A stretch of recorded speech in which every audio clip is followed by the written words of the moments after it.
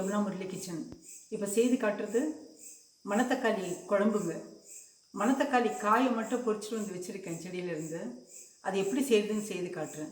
அந்த பழத்தை சாப்பிட்டாக்க பல்லுக்கு ரொம்ப நல்லதுங்க. அந்த காயை சாப்பிட்டாக்கா இனி ரொம்ப நல்லது. வயிற்றில் இருக்க புண்ணெல்லாம் ஆறும், உடம்புக்கு ரொம்ப நல்லது, டைஜஷன் கெப்பாசிட்டி இருக்கும், எல்லாமே நல்லதுங்க.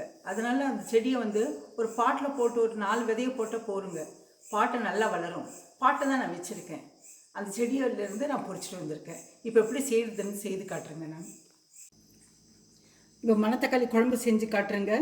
இது பச்சைக்காய் செடியிலேருந்து பொறிச்சு வச்சுருக்கேன். நான் எப்படி செய்யுதுன்னு சொல்லிட்டு செய்து காட்டுறேன். நான் இப்போது ஒரு ஃபஸ்ட்டு மிக்சியில் போட்டுக்கலாங்க.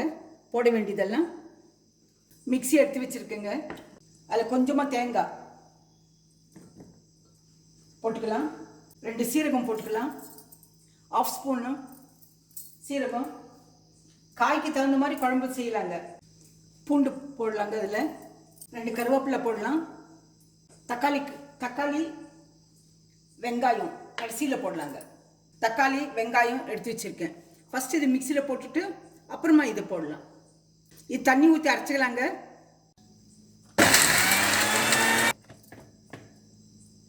கொஞ்சம் தண்ணி ஊற்றலாங்க. தண்ணி ஊற்றி அரைச்சிக்கலாம். இப்போ வெங்காயம் போடலாங்க. சின்ன வெங்காயம் ஒரு 15 வெங்காயம் உரிச்சு வச்சுருக்கேன் நான். அதை போட்டுக்கலாம். பச்சையாக போட்டுருங்க, எதுவும் வறுக்க கிடையாது. இப்போ தக்காளி பழம் 2 பழம் கட் பண்ணி வச்சுருக்கேங்க.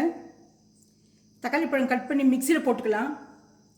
எனக்கு நறுக்கி தாளிக்கும் போது குழம்பு சாப்பிடும்போது தக்காளி பழமாக இருக்குங்க. முதல்ல மாதிரி மெசையிறது கிடையாது தக்காளி பழம். அதனால் திக்காக இருக்குது பாருங்கள். இதோட சதையெல்லாம் ரொம்ப திக்காக இருக்குது. அதனால் மிக்சியில் போட்டுக்கலாங்க. இப்போ ஒரு கெட்டி பாத்திரம் வச்சுருக்கேங்க. அதுக்காக குக்கரை வச்சுட்டேன் நான். நல்லெண்ணெய் ஊற்றலாம். நல்லெண்ணெய் தாளிச்சா தான் நல்லா இருக்குங்க இந்த குழம்பு.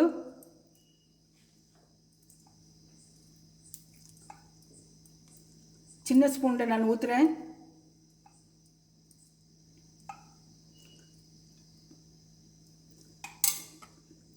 பாருங்க, இந்த அளவுக்கு 2 ஸ்பூன், நீங்கள் 2 ஸ்பூன் ஊற்றிட்டா போதும். கடுகு போடலாங்க. கடுகு பொரிஞ்ச உடனே பொரிய ஆரம்பிக்குது. உளுத்தம்பருப்பு போடலாம். சிகப்பாக ஆகிற வரைக்கும் விடாதீங்க. கொஞ்சம் சீரகம் போடலாம். கொஞ்சம் 1/4 ஸ்பூன் வெந்தயம் போடலாம். கருவேப்பிலை வரமிளகா போடலாங்க.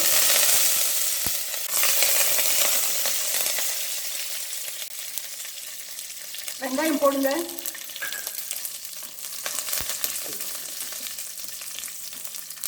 பூண்டு போடுங்க ஃபஸ்ட்டு, அப்புறம் வெங்காயம் போடுங்க.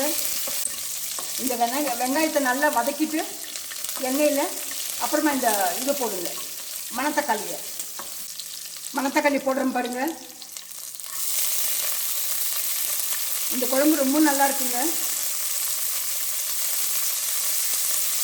இட்லி, தோசைக்கு, சாதத்துக்கு எல்லாத்துக்குமே ஆகும். சப்பாத்தி எல்லாத்துக்குமே ஆகுங்க. எடுத்து வச்சு சாப்பிட்லாம். இது புளிக்குழம்பு மாதிரி தாங்க. நல்லா வதக்கிடலாங்க.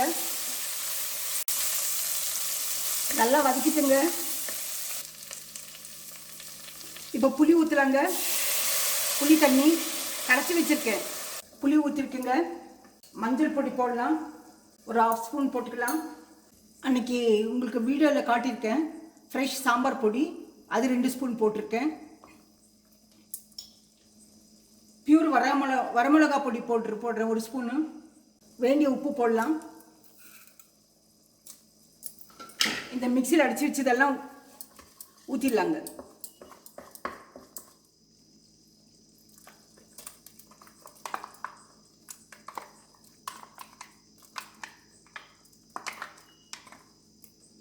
மிக்சியில் தேங்காய், பூண்டு, வெங்காயம், கருவேப்பிலை, சீரகம், தக்காளி பழம், வெங்காயம் எல்லாம் போட்டிருக்குங்க.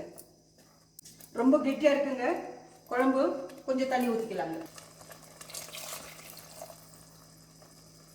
தனியாத்தூள் ஒரு 1.5 ஸ்பூன் போட்டுக்கலாங்க, போதும்.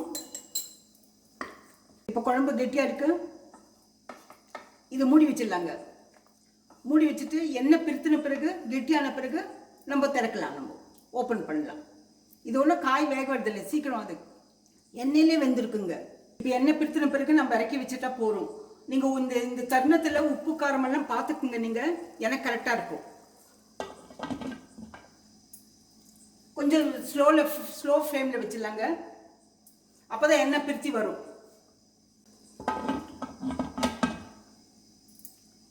இது நம்ம ஓப்பன் பண்ணி பார்த்தா தெரியுங்க. இப்போ பாருங்க, எண்ணெய் பிரித்து வந்திருக்கு. குழம்பு நல்லா கெட்டியாக இருக்கு. இப்போ இந்த வெல்லம் பாகு 1 ஸ்பூன் ஊற்றலாங்க. கொஞ்சம் அந்த புளிப்பு கம்மியாகிறதுக்காக. டேஸ்ட் இருக்குங்க. ரொம்ப ஊற்ற வேண்டாங்க, அளவாக ஊற்றுங்க. இந்த ஸ்வீட் ஆட் பண்ணுறது அதில் தெரியக்கூடாது. போட்டுட்டு கலக்கிட்டு ஒரு கொதி வந்ததும் எதில் சர்வ் பண்ணுறோமோ அதில் ட்ரான்ஸ்ஃபர் பண்ணிடலாங்க. நம்ம சும்மா இப்படி மூடி வைக்கலாங்க கொஞ்சமாக.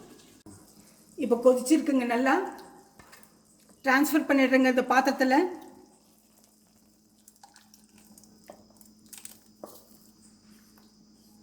நல்லா குழம்பு கெட்டியாக இருக்கு பாருங்கள். இந்த புளி குழம்பு, புளியை நீங்கள் எப்போவுமே கழுவுங்க. ஒரு முறை கழுவிட்டு அப்புறம் புளி கரைச்சல் செஞ்சு வச்சுக்கோங்க. அதை கரைச்சி அந்த தண்ணியை வச்சுக்கோங்க. யூஸ் பண்ணும்போதெல்லாம் நான் ஒவ்வொரு முறை ஒவ்வொரு வீடியோக்கு சொல்லணும்னு சொல்லிட்டு மறந்து போகிறேன். நான் புளி கழுவாமல் நீங்கள் யூஸ் பண்ண வேண்டாம். எதுவுமே கழுவி யூஸ் பண்ணுங்கள்.